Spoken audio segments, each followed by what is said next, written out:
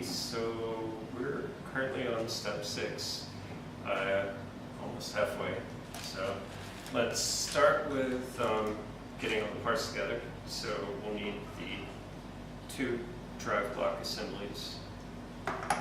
We'll need the chassis from step 4. We'll need this guy, which is the supportive block on the end of the y-axis. We'll need this smaller block, which is the supporter block on the end of the x-axis. So, and we'll also need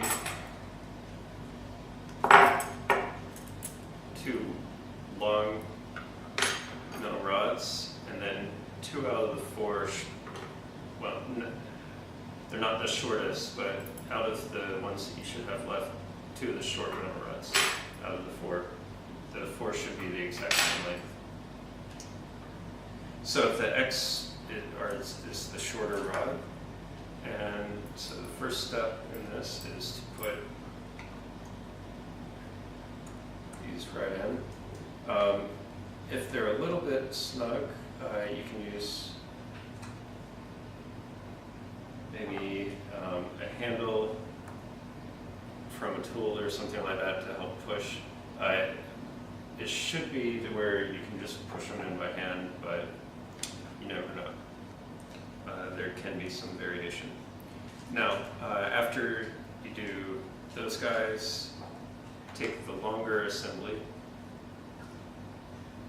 thread it on. So again, get the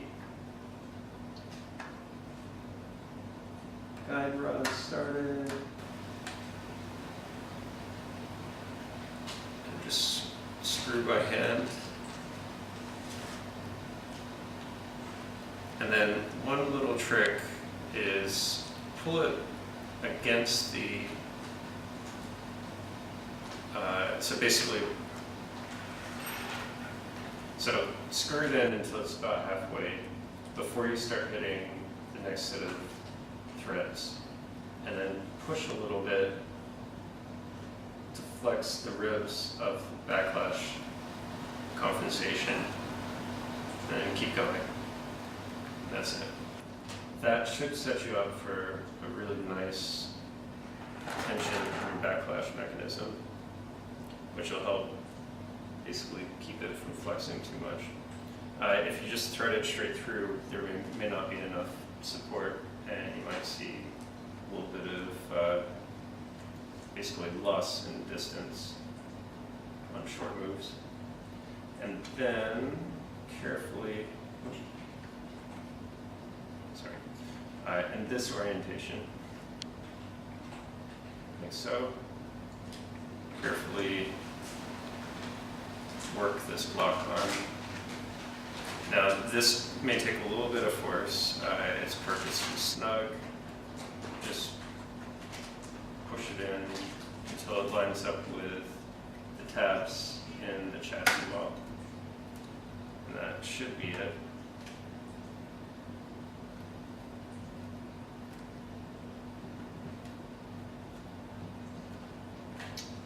Okay, and then finish that assembly out. Put 2 screws right here, just the standard screws.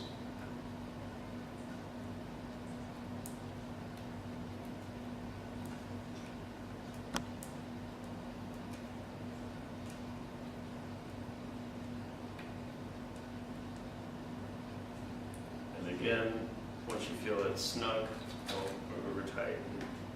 This is plastic, it will wear out. And you can wear out metal even if you over tighten metal. But just have to know your limits. Okay. And then we're going to repeat the same thing on the other axis. So 2 rods. Now, when you're inserting these rods, be really careful of the one that has the limit switch near it. Don't whack the limit plunger too hard inadvertently. This one's a little bit snugger, more snug, whatever. Okay, and then, so get your rods in. You've got your drive block, the part with the cutout and the tab face in. And then just get your rods started.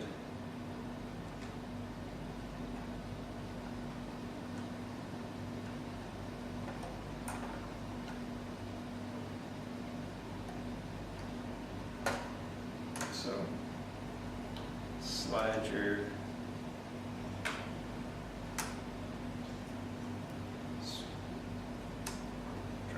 screw in. Oh, this goes underneath. So, I want to make sure that. Okay, sorry. Yeah, this should go underneath.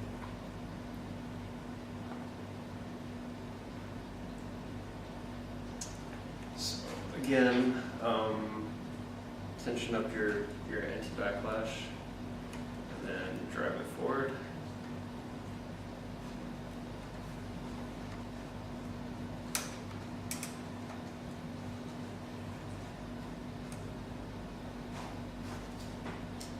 And then this is your supportive block, goes in that orientation, like so.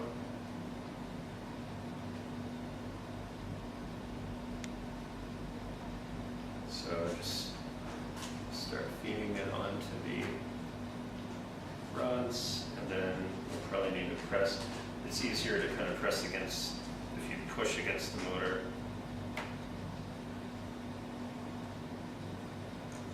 And then just push it deep enough to where the tabs easily fit into the tabs here on the chassis.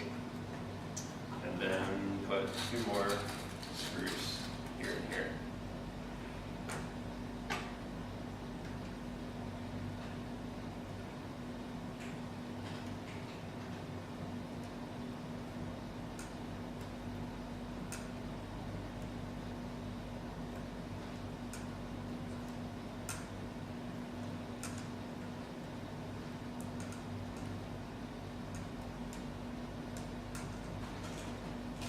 Again, just snug it in. You don't need to keep going too far past the when it starts having real resistance.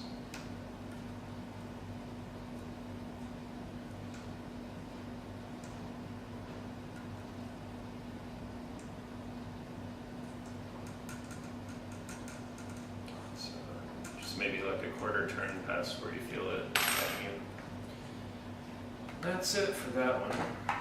Okay, so we put the drive blocks in place, we put the screws in, and the supportive blocks right here, and that's it. Be sure when you're putting them on, thread the drive rod halfway in, and then basically pull it back this way so that it provides tension against the anti-backlash mechanism so that you get your best result. All right, and on to step 7.